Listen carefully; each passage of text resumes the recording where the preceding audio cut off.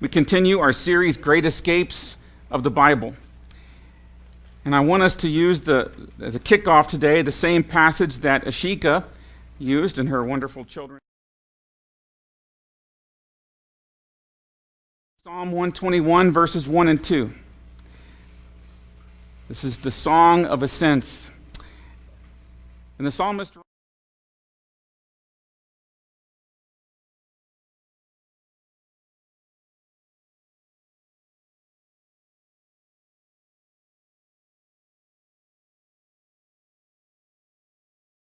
needed help.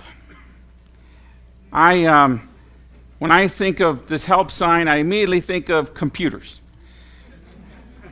I have frequently needed help with my computer.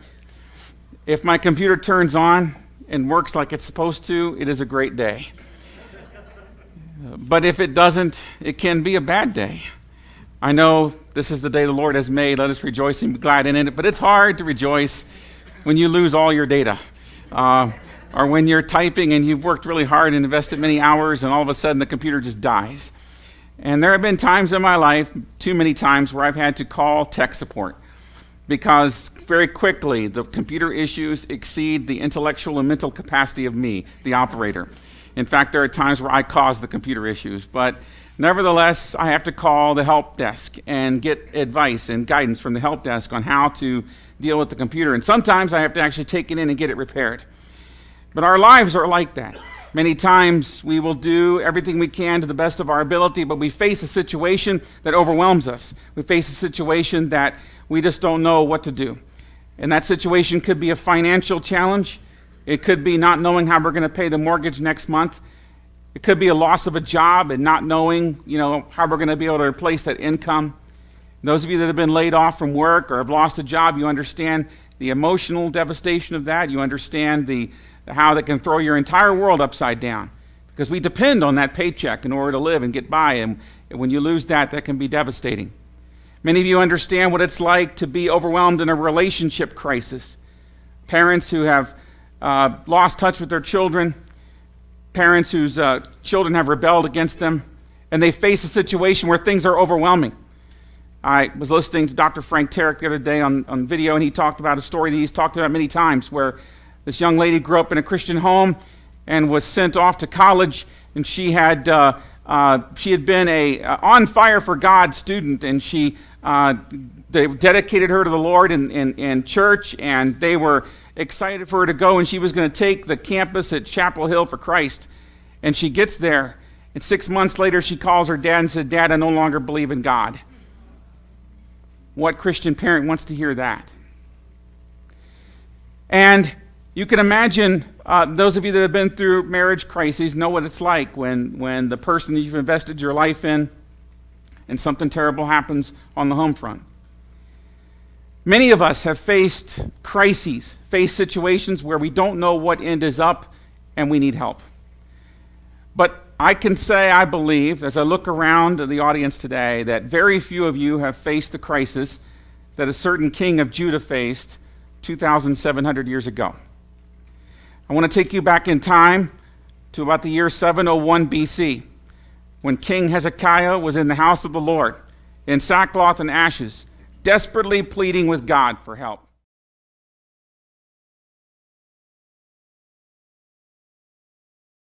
Was the worst challenge they had faced to date in their history. The Assyrian army had surrounded Jerusalem. It had overrun almost all of Judah. The entire nation was in ruins. Over 40 of Judah's cities had been captured by the Assyrians, and tens of thousands of people were dead, many more carried off into slavery and captivity. The Assyrian Empire was regarded as the evil empire of the world at that time. They were known and feared for their savage brutality. They didn't just kill their opponents, they would often torture them to death. Because we have children in the audience today, I will not go into the details, but I encourage you to read about Assyrian history. The people of Judah had every reason to fear, and many of them lost their lives. Judah suffered greatly during this time. And now Jerusalem, the capital of Judah, was alone. and they were threatened with being overrun, and they would face the same fate that so many other nations had faced against the Assyrian onslaught. But their king, a man named Hezekiah, went before the Lord and prayed and asked God for deliverance. In order to understand the desperation of Judah's plight and to understand the situation they faced, it's important that we look at the context. At this time in its history, Judah was separated from Israel. Those of you that know, after Solomon died, his son Rehoboam took the throne. Rehoboam was not as wise of a king as his father. And as a result of that and other internal issues that had been building up over time, even under Solomon's reign, the kingdom of Israel split into two. The northern kingdoms became the nation of Israel. The southern tribes, two southern tribes, Judah and a little bit of Dan, became the nation of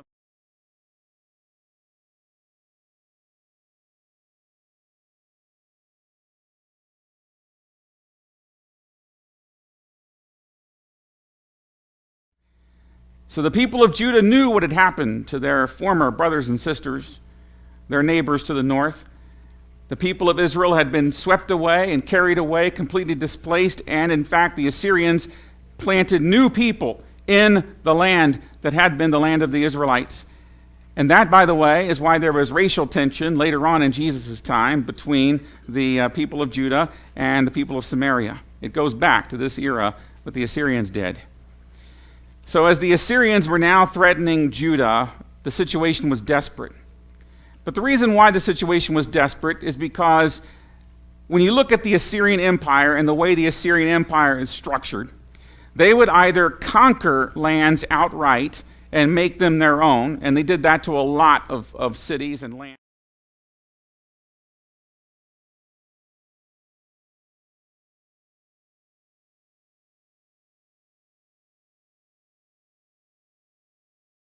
It's basically like you are given the illusion that you're independent, but you really have a boss. All right, so kids, picture it like this. You're a vassal to your parents some way. So your parents tell you to clean your room, you need to clean your room, okay?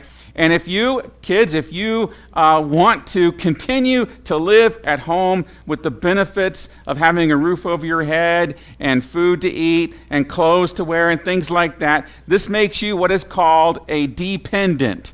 That means more than a tax thing. That is a literal thing. You are dependent on your parents. That means you must follow your parents' rules. All right? Every kid understand this? Okay? Can I get an amen from the parents? All right? So, Tubbs kids, you listen, right? Okay. All right. Very good. Now, you have to, if you're dependent, you got to follow rules. Now, the Hezekiah's father, Ahaz, was not a godly man. In fact, he did what was evil in the sight of the Lord. He had made Judah a vassal state within the Assyrian Empire. And so Judah was now taking orders from the Assyrian Empire. When King Hezekiah came to the throne, King Hezekiah knew what the Assyrians were all about. And King Hezekiah said, we are not going to be a part of this evil empire. We're not going to support them. And so Hezekiah seceded from the Assyrian Empire. He stopped paying them tribute money. He declared independence for Judah. Now, Hezekiah could for a while sit on his throne in Jerusalem and knowing that he was indeed the presiding over an independent kingdom. But there would be a time where Assyria would respond. Knowing this, Hezekiah began to make reforms in getting the people ready for what would inevitably be an Assyrian invasion.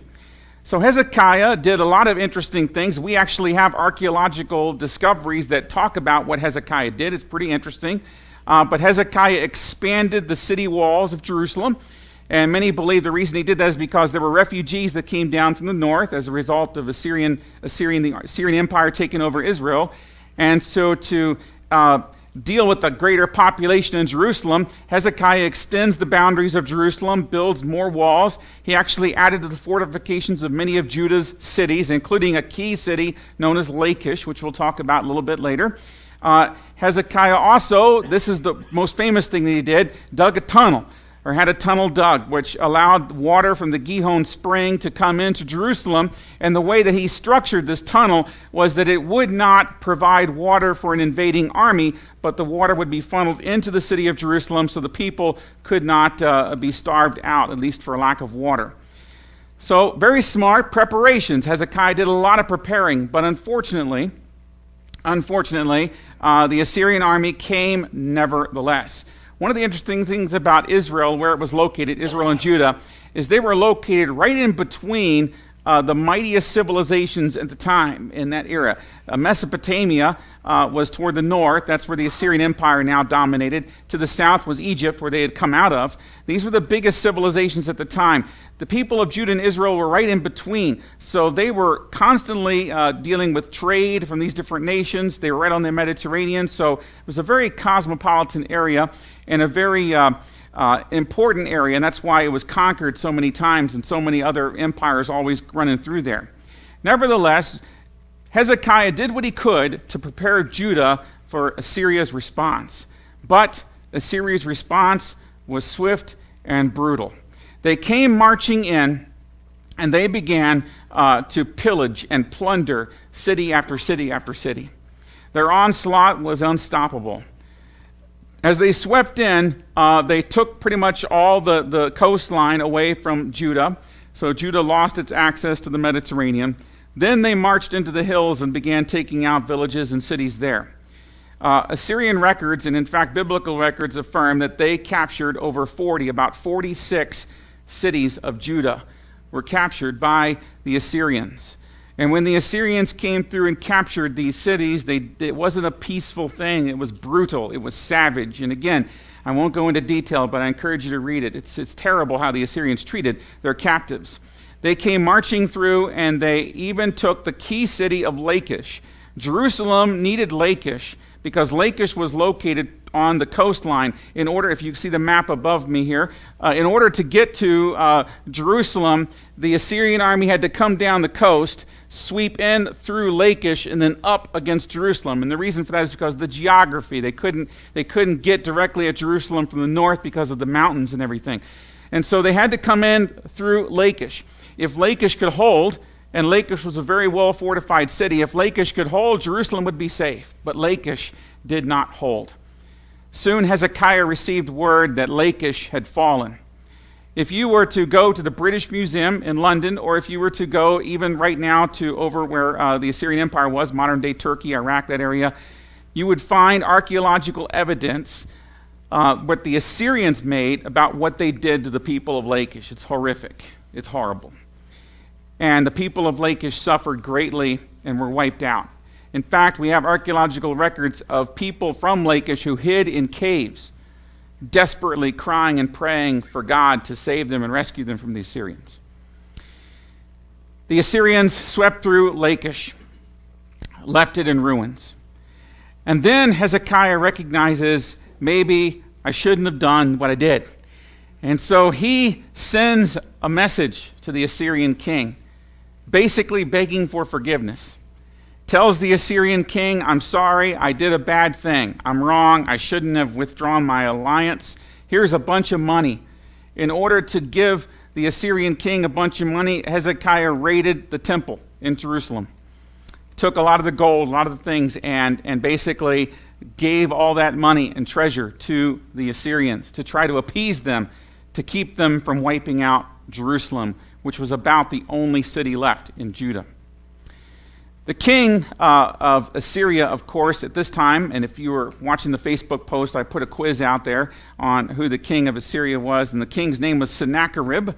Sennacherib was the king at this time. He had succeeded his father Sargon. Sennacherib was a wicked, evil, despicable figure in history, very ruthless, very brutal. Sennacherib mocked Hezekiah, mocked the God of Israel and the God of Judah. And in fact, Sennacherib took the money, took what Hezekiah had given him, and said, I'm still going to take your city.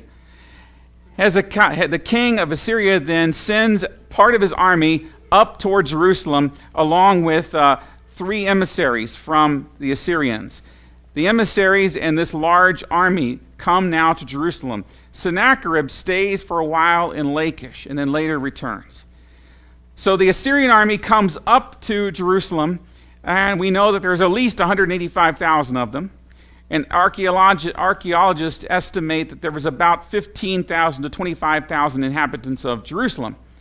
So I'm not very good at math, but 185,000 is a lot more than 25,000. So the people of Judah were very much outnumbered, people of Jerusalem. And as the Jerusalem defenders are looking out their walls and they're seeing this enormous army surrounding them, this army that had already taken most of Judah, and now they were surrounding and about to fall upon Jerusalem, the people were desperate. These emissaries came out to meet with the leaders of Jerusalem, and they began to negotiate. And then the emissaries turned to the people of Jerusalem who were on the walls watching this negotiation and began to speak in the language of the people of Jerusalem and began to taunt them and tell them that your God will not protect you. We've conquered many other cities. Their gods didn't protect them. Your God will not protect you. In fact, not even the so-called God of your nation, Jehovah, is going to protect you. He didn't protect your other cities. He didn't protect Israel. He's not going to protect you. Have you ever been in a situation where in your mind the enemy has taunted you? Where in your mind you're dealing with a situation, a problem, and you want to have faith in the Lord, but you've got this voice in your head that's saying your God's not going to listen to you. God's not going to hear you. God's not going to do what you want. Why are you even praying? Why are you wasting time? That has been the kind of psychological warfare that the devil has played for all of human history. And it was played out graphically here. Well, Hezekiah, at this point, does the only thing he can do. He's already made his preparations. He's already tried to appease Sennacherib. He's now desperate. He's now looking at a situation where Jerusalem faces certain doom. At best, Jerusalem will be starved out. At best. And the people will simply die of thirst and starvation. At worst, the Assyrian invaders will breach the walls and come in, and they will do to the people of Jerusalem what they did to the people of Lachish and all the other cities of Judah. So Hezekiah prays. He rends his clothes in sackcloth and ashes. He goes into the temple. He sends for the prophet, and the prophet's name was Isaiah. Isaiah comes back and says, don't worry. Don't worry, not a single arrow will fly in Jerusalem. God will protect Jerusalem for your father David's sake. Hezekiah then gets a written demand for surrender from the Assyrian emissaries. Hezekiah goes back a second time and prays, and that's when I want to look at that prayer with you right now. Hezekiah takes this written instructions, these written demand for surrender, and he lays it before the Lord. I'd like you to look with me. It'll be projected behind me, but this is found in 2 Kings, and 2 Kings chapter 19 if you want to follow along in your Bibles, but you can follow along on the screen above me. Hezekiah received the letter from the hand of the messengers and read it. And Hezekiah went up to the house of the Lord and spread it before the Lord. And Hezekiah prayed before the Lord and said, O Lord, the God of Israel, enthroned above the cherubim, you are the God, you alone, of all the kingdoms of the earth. You have made heaven and earth. Incline your ear, O Lord, and hear. Open your eyes, O Lord, and see. And hear the words of Sennacherib, which he has sent to mock the living God. Truly, O Lord, the kings of Assyria have laid waste the nations and their lands, and have cast their gods into the fire. For they were not gods, but the work of men's hands, wood and stone. Therefore they were destroyed. So now, O Lord, our God, save us, please, from his hand, that all the kingdoms of the earth may know that you, O Lord, are God alone. This is a prayer, a very powerful prayer. I want to take a few moments and I want to bring some lessons to you from this prayer so that you can use it as a model for your own prayer. The first thing that I want you to see from this prayer is that Hezekiah took the letter, which is a representation of his problem, his stress, his burden, and he laid it before the Lord. One of the many things that we as Christians don't do quite often when we face a stress, when we face a challenge, when we face a burden, when we face something that's causing us to lose sleep at night, we don't take it before the Lord. We try to figure it out on our own. And may I say, frankly, even Hezekiah made some mistakes in this area early on. Early on, when you look at Hezekiah's story, you will see he starts out serving God, doing great, and the Lord prospers him. And then Hezekiah goes through a season where Hezekiah kind of drifts away a little bit from the Lord. He begins to make decisions without first consulting God, without first sending for Isaiah the prophet, who was God's spokesperson, right there in Jerusalem. And he begins to kind of feel a little bit, as they say in the country, kind of big for his britches a little bit. And Hezekiah starts to just sort of operate like maybe, God, I've done my duty for God, now God's blessing me. In fact, Hezekiah even starts showing off his wealth to other nations of the world and stuff. And Hezekiah just gets a little cocky. And he's about to get humbled here. Hezekiah made some key mistakes. Now, I want to be clear on this. I'm not here to bash Hezekiah. If you look at all the kings of Judah, Hezekiah is one of the godliest. He's definitely in the good guy category.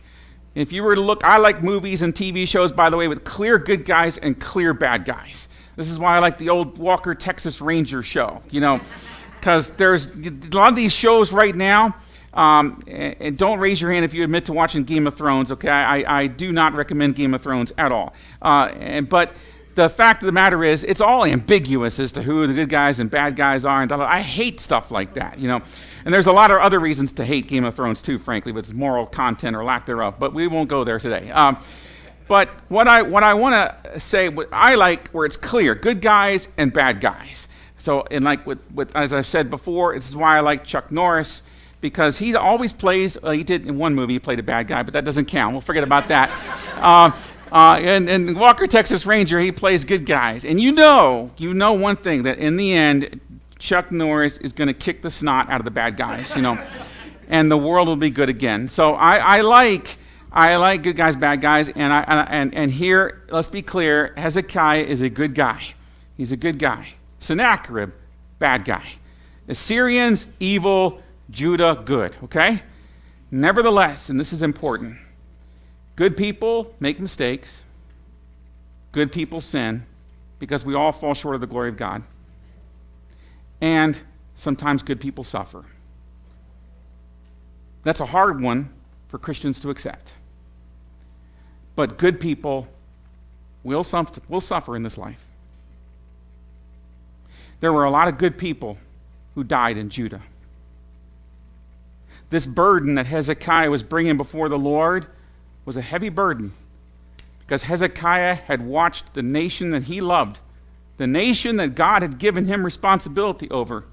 He had watched it crumble to ash under the brutal sword of the Assyrian army. This was desperate times, and he took his burden before the Lord. Hezekiah could have done what many Christians do today and gone the opposite direction. He could have gotten bitter and angry that God allowed these bad things to happen. He could have turned his back on God, as many people do. He didn't. Instead, Hezekiah humbles himself before the Lord, and he brings this petition, this need, to God in prayer. If you are going through a dark time right now, don't turn away from God, turn toward God. And in fact, learn some from Hezekiah. Don't wait until the bad times hit to turn toward God. Be turning toward God during the good times too. In fact, you might minimize the number of bad times you go through if you keep faithful to God in the good times. The second thing that I want you to see about this prayer is Hezekiah starts with praising and glorifying God in this prayer. This models, by the way, the Lord's Prayer later on. When Jesus teaches the disciples how to pray, he teaches them, "Our Father who art in heaven, hallowed be thy name. Thy kingdom come, thy will be done, on earth as it is in heaven." In other words, he starts out submitting to God, glorifying God, and showing reverence to God. He doesn't immediately jump into, here's my request. He doesn't treat God like a cosmic vending machine. He treats God with reverence. Do you treat God with reverence? Let me also ask you this. Do you believe in God? We're blessed to have many visitors here today. And many of you probably came just to show support for the baptism candidates. Some of you may have came because you heard there's this crazy guy preaching today. Some of you just drove by, what's that building? Let me check it out. But whatever you're here for, we're glad you're here. But let me ask you a serious question. Do you believe in God? Hezekiah certainly did. And the book of Hebrews says that if you don't believe in God, it is impossible to please him. And that if you come to God, you must believe that he is. That's pretty basic. But you got to believe that God is real. And I'm going to say this real clear. And I see this a lot. And I think about that girl I talked about who graduated from high school, Christian family, goes off to college. Do you know the statistics say that 3/4 of the young people, look around the young people today in this church right now, 3/4, according to statistics, of the young people are going to go off to college and they're going to walk away from the Christian faith. Now, I ask you this question. I'm going to say right to you young people, why would you walk away from something that's true? Think about it for a moment. Why would you walk away from something that is true? It's one thing for you to say, I don't believe in God because X, Y, and Z, therefore I'm not going to worship him. I would want to hear what those X, Y, and Z reasons are. I want to talk to you about that because the bottom line is you put all the evidence for God and all the evidence against God, and you got about this much evidence against God, and you got like a universe full of evidence for God. It is completely illogical, and I'm going to say it is outright foolish and stupid to not believe that God exists. You say, well, that's harsh, Pastor. I'm not the first one to make that statement. David made that statement. Only the fool says there is no God. All you got to do is ask yourself the evidence for God. How is it that we are even here? How is it that we even exist?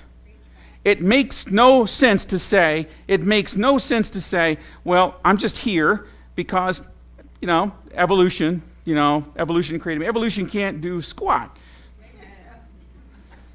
In fact, you look around the universe today and you will find examples of degeneration, not evolution. Mutation can't create the complex human body. It certainly can't create this universe. And you say, well, there are smart people out there. There are some smart, dumb people out there, I grant. Just because you've got people out there with all kinds of degrees doesn't mean they're smart. All right? And I'm not being anti-intellectual here, but what I'm saying is you got people that have their stubborn worldview and they're going to adhere to it. And you say, well, isn't that true for you too? No, it's not. I went through a couple periods of my life where I carefully did a self-examination on what I believe and why I believe it. And I think it's healthy to do that examination.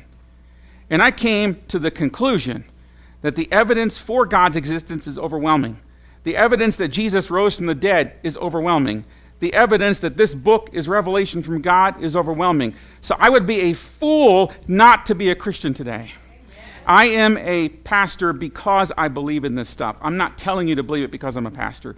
So make sure that you examine yourself. Hezekiah was under no illusions. He knew God was real, and he knew all the other false gods that all these other nations had appealed to. He knew they were false. He knew that his God was real. I want to ask you, do you have that same certainty today? And if you don't, then I would encourage you, no issue is more important than this. And when all is said and done, you can have the fanciest resume, you can make great grades in school, you can get wonderful scholarships, you can make $10 jillion. You know what? Seriously, you could make all the money in the world, but this world's going to pass away. Your money's not going to last. You're going to die, and someone else is going to take your money. In fact, you might have your money get taken away from you before you even die. Don't put your security in the things of this world. Hezekiah and the Israelites, the people of Judah, made that mistake. You know why? Because Hezekiah seceded from the Assyrian Empire, and what did Hezekiah do? He began to make preparations. He dug the tunnel, he extended the walls, he refortified the cities. That's fine, all good stuff. He also sent out and made an alliance with Egypt, the nation that Israel had come out of. He made an alliance with Egypt to help protect them from the Assyrians. But that didn't work out too well, because when the Assyrians came down and took Lachish, the Egyptians sent up a relief force to try to save Judah. And guess what happened to the Egyptian relief force? They got spanked and sent back to Egypt. You can make all kinds of things, but if you count on your mind and your preparations, if you count on your ability to figure out what's going on, you are counting on the wrong thing. When you call for help, you need to bow your knee to the God of this universe and recognize that you need his help. Amen. It is only God that can get you through this life. Only God. Hezekiah, at this point, clearly had learned his painful lesson. Many times we will wonder, well, how could God take Judah to the brink like that? We wonder the same thing. Why is it that God has to let us suffer, and then come to the rescue? I was talking to someone the other night about this question. They called me and asked, how come? First, I don't have the mind of God. I can't answer that specifically in every circumstance, every situation. I don't know. But I can tell you this, in a broad sense, I know that quite often God will take us to the brink to show us how dependent we are on him. And I know that in the case of this story that we've been going over this morning, I know that God took the people of Judah to the brink because Isaiah says that the Assyrians were the rod of God's anger. God was using the Assyrians to teach the people a lesson, his people a lesson. And so the great thing is sometimes you don't have to wait to go through a disaster like this to learn the lesson. That's why you come to church. That's why hopefully you read the Bible. Learn these lessons before you hit rock bottom like the people of Jerusalem did at this point.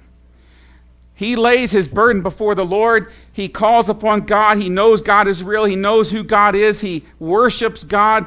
He calls him the maker of heaven and earth, just as the key verse in the Psalms did that we started this message with. He then appeals to God on something that interests God. And this is an interesting thing here, and I want to put, first of all, it's not possible for us to manipulate God. I want to be clear on that, okay? But God does lay down certain principles that we should use in our prayers. And when we petition God, think of it like you're arguing a case in court. When you petition the judge, you look up evidence, you look up arguments and stuff, and you will quote the judge, the law, you'll do things. I was on the debate team at George Mason. We would put evidence in there. We'd make our case, Well, that's kind of how we are to do our prayers too. When Hezekiah petitions God, he does so on God's terms. No, he doesn't just say, Lord, save us, save us. He says, Lord, these people in Assyria are defying you. They're defying you. Save us and show them and the entire world that you are God. When you're facing a crisis, appeal to God on God's terms. Part of prayer is bringing your will in alignment with God's will. Use what you're going through to glorify God. Ask him, Lord, how can I glorify you in this situation? And Lord, come through for me in this situation, not for me and me alone, but come through so that you may be glorified. Heal me of this disease so that everyone who knows me and knows the situation knows it had to be you. Lord, do something in my finances, do something in my life right now so when people see what you've done, they will know it's your handiwork. That is how you pray to the Lord. That is how you pray. And that's what Hezekiah did. And God answered the prayer. The Assyrians were ready to take Jerusalem, but they had a little problem. And this little problem was an angel came and killed 185,000 of them. So it's hard to attack a city when your army's dead. And so the Assyrian army had to withdraw. Now, there are some, not surprisingly, mainstream historians who argue that this never happened. Again, I refer you back to what I said earlier about only the fool says there was no God, and da-da-da-da. But the point is, this happened, okay? And the second thing, some will say, well, maybe it was a plague. There's actually, I read a book, history book recently called What If? And it just talked about what if the Germans had won World War II, what if the South had won the Battle of Gettysburg, all this interesting stuff. And one of them was about this episode. And it said, what if the plague, the disease, had not wiped out the Assyrian army? Well, they had a plague, all right. It was a plague. And the plague was from heaven. It was delivered by an angel, and it wiped out their army. In addition to that, Isaiah tells Hezekiah that the king of Assyria will be hit with a rumor of unrest. And sure enough, while the king sends this huge army up to take Jerusalem, while he sends this army up, he leaves because he hears this rumor that there's instability and civil war going on in his kingdom, and so he beats feet out of there and runs to take care of that business. So Sennacherib leaves, and he sends his top-ranking general to take Jerusalem, and his top-ranking general fails. History does not tell us what happened to that top-ranking general. Probably not good stuff. But the bottom line is, you can't fight God. No matter how mighty your army is, you can't stand against God. Now, here is what I want to share with you as the praise band comes forward to conclude our service today. You may be looking at a situation right now, and logically, there may seem no way out. You may have figured everything out on your own. You may be looking at the facts on the ground, and you may mathematically, logically reason that it's a hopeless situation. And humanly speaking, you may be right. You may be right. But God is not limited by human situations. The supernatural always trumps the natural. No matter what is happening in your life, God is in control. At any moment, God can work a miracle or do something wonderful in your life that you cannot explain. Things can turn around on a dime. Things can happen that you can't possibly plan for or can't possibly conceive. The people of Jerusalem were facing certain destruction, and yet they wake up one morning, they look out, and they see their enemy is dead. And they were now saved. The same thing can happen to you. The devil has no power over you beyond God's permission. No circumstance, no situation you face is beyond God's power. I just want to encourage you today, if you need help right now in your life, take a page from King Hezekiah and take a page from our key passage in Psalms and lift up your eyes to the mountains where your help comes from. Your help must come from the Lord, the maker of heaven and earth. Let's bow for prayer.